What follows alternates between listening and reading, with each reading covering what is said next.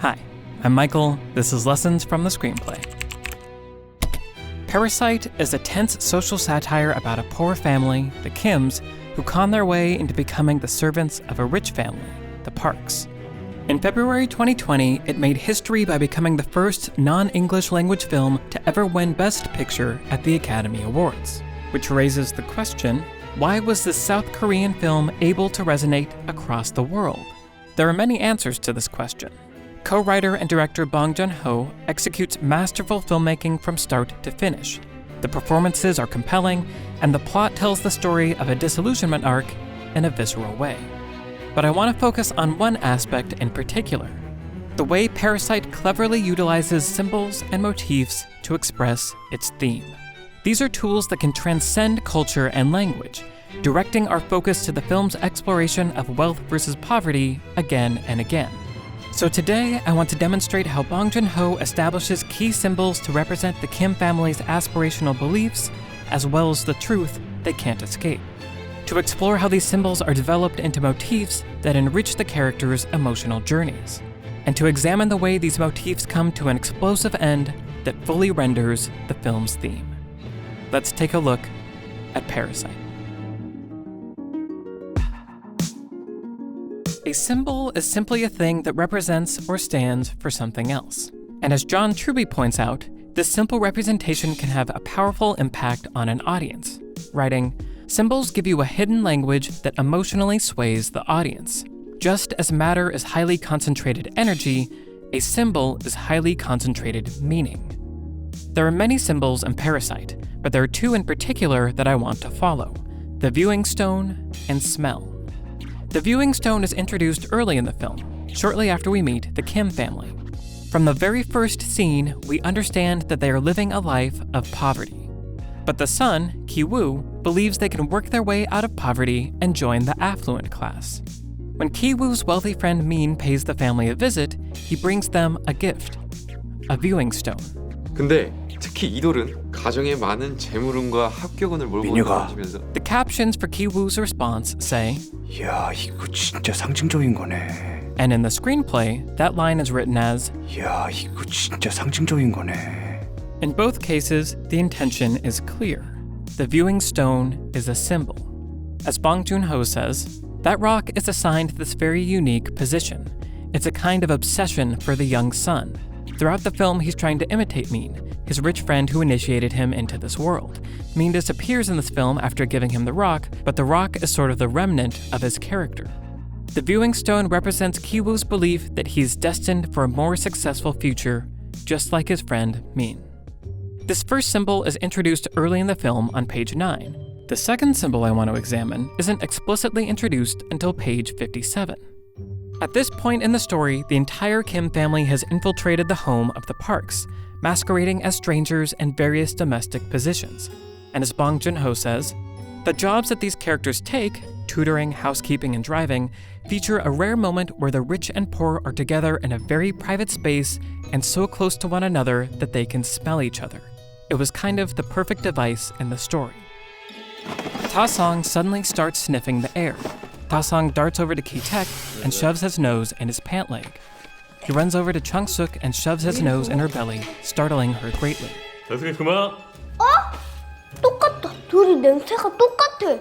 When the Park family's young son notices that all the Kims smell the same, he's unknowingly threatening to reveal their true identities.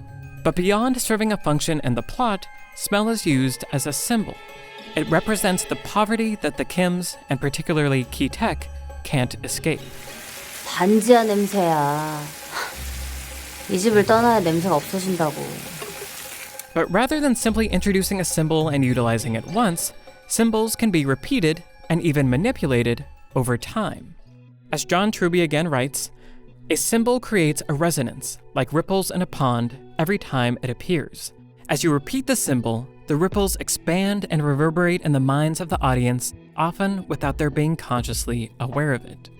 When symbols are repeated, they create a motif. The word motif has several definitions, but for the purpose of this video, we'll use the literary definition detailed in an article by Masterclass. Motif is a literary technique that consists of a repeated element that has symbolic significance to a literary work. So in Parasite, the introduction of the viewing stone as a representation of Ki-woo's aspiration for wealth creates a symbol. But when the film repeatedly brings the viewing stone back, it becomes a motif. So what's special about repeating a symbol to create a motif? Let's look at how and when Parasite brings back the viewing stone to examine this. Returning to earlier in the film, after Ki-woo receives the stone, he starts taking bold actions to pursue his aspiration of wealth and status. With Min's recommendation, and after forging a college degree, he gets a tutoring job for the Parks. So right when the Kim family seems to have achieved some success, the script brings back the symbol of the viewing stone. A short, barely standing drunk man is relieving himself in the corner. Ki-woo jumps up. He grabs the viewing stone from the table and walks toward the door. Seeing the symbol of the viewing stone again reminds us of its original meaning, Ki-woo's aspiration for wealth and status.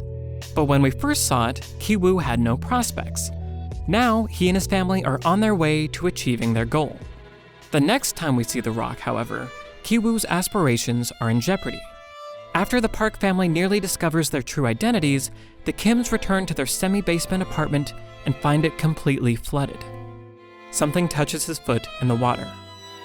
He bends over and reaches into the murky depths, eventually finding the viewing stone that Min-hyuk gave the family as a gift. Ki-woo pants heavily as he hugs the rock. It's like he just found a precious treasure. Again, we remember what it once meant. First, aspiration for wealth and status, then what seemed to be success toward that goal.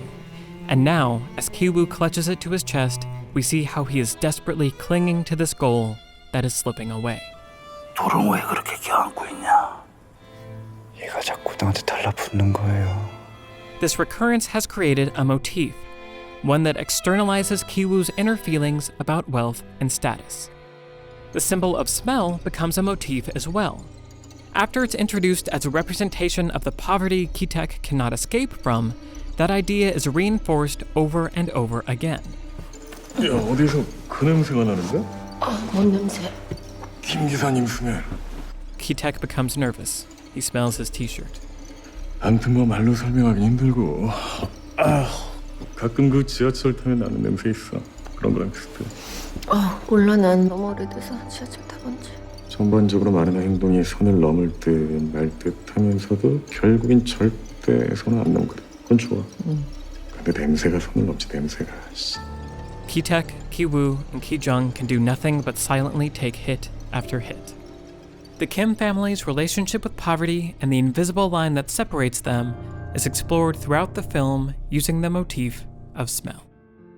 We've now seen how a story can take something like a stone and imbue it with meaning to create a symbol, and how that symbol can be repeated, commented on, and manipulated to create a motif. But there's one last step in this progression. In Parasite, the two motifs together express the story's theme. So what is theme? In a recent podcast we did for the patrons of Beyond the Screenplay, the whole LFTS team weighed in on how to define theme and how to recognize it. As Trisha Aran said, theme is a lesson that you could take away from a story that is textually supported by the story. So it has to be something that you can point to. This is in there, and this is in there, and this is in there. All of these things are related to this large question about life or humankind or the universe. But then, how is theme different from motif? In the Cambridge Introduction to Narrative, author H. Porter Abbott describes the differences between motif and theme. As technical terms, they are often used interchangeably, though motif is especially varied in its meanings.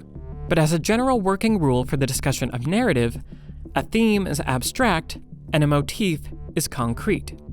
Essentially, a motif is something you can point to in the text of a film. The viewing stone appears on screen, smell is discussed in characters' dialogue. But theme is the meaning being expressed by these motifs. In Parasite, we can see this most clearly as the story builds to its climax. After their narrow escape and the flooding of their home, we see a kind of despair beginning to take hold of Ki-taek. 절대 실패하지 않는 계획이 만절하네. 무계획이야, 무계획. No plan. The motif of smell comes back again and again to remind Ki-taek of his place in the lower class, pushing him toward a breaking point. Meanwhile, Ki-woo is very close to attaining his dream of wealth and status. 다들 멋있다, 그치? 이렇게 금방 모였는데도 다들 쿨하고 되게 자연스럽네. 나 잘 어울려. But there's a problem. The previous housekeeper and her husband, tied up in the basement, know Ki-woo's true identity and could ruin everything. So the motif of the viewing stone returns as he grabs the symbol to use as a weapon against those who threaten his dream. But while Ki-woo is hoping to use the stone to free him once and for all from a life of poverty, it actually becomes a symbol of his destruction. And it's at this moment that the motif of smell returns one last time in the film's violent climax. When Ki-taek is confronted with the fact that the smell of poverty is an inextricable part of who he is, and finally snaps. Symbols are introduced and assigned meaning, repeated and modified to create motifs, which ultimately express one of the story's core themes. People in poverty, regardless of their dreams, often do not have the power to join the affluent class. Parasite is an excellent example of how to use the age-old literary devices of symbols and motifs to elevate an already great premise. They can transcend language and culture, creating stories that resonate across the world. And in the case of Parasite, the result is a pitch-perfect social satire that speaks to our times and leaves us with a film that has become a symbol of its own. Hey guys, Michael here. Hope you enjoyed the video.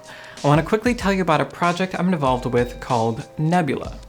Nebula is a subscription streaming platform developed by and featuring creators like myself.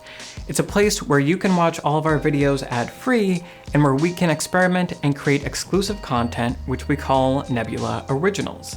In the Casino Royale video, I mentioned other film creators on Nebula, and there are a lot of awesome ones. But Nebula features creators from all across the educational content space. Do you love Polyphonic's video essays on all things music? He's got a 4-part Nebula original called The Dark Side of the Moon Project. Do you enjoy having fascinating biology explained as if we're all in a video game? Tirzu has a Nebula original series called Let's Play Outside. And are you a nerd like me that is completely engrossed by detailed examination of the logistics of various large-scale systems? Wendover Productions has an epic Nebula original called The World's Most Useful Airport. By signing up for Nebula, you're supporting creators you love and getting some exclusive content in return. But it gets even better. CuriosityStream, the streaming service home to thousands of top-quality nonfiction shows and documentaries, has partnered with Nebula. So if you sign up for CuriosityStream using the link in the description below, you get Nebula for free. With this bundle, you're supporting independent creators like myself and getting CuriosityStream and its thousands of great documentaries. So head to the link in the description below to sign up today. Thanks to CuriosityStream for sponsoring this video, and thank you as always to the patrons on Patreon for making this channel possible. Thanks for watching, and I'll see you next time.